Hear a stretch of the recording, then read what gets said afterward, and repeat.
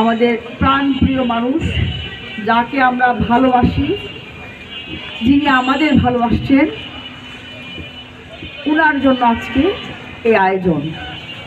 আমরা মরহুমা কথাটা বলতে এখনো আমাদের হৃদয়ে আঘাত লাগে। আমরা এখনো এই জিনিসটাতে অভ্যস্ত হয়ে উঠিনি।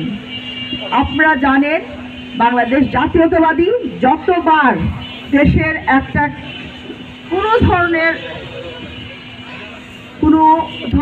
কোনোভাবেই যদি কোনো ধরনের বিপদগ্রস্ত হয় কিংবা শরীর শাসক দিয়ে আক্রান্ত হয়, এই জাতীয়তাবাদী দল, এই বিএনপি সেটাই ত্রাণকর্তা হিসাবে হাজির হয়।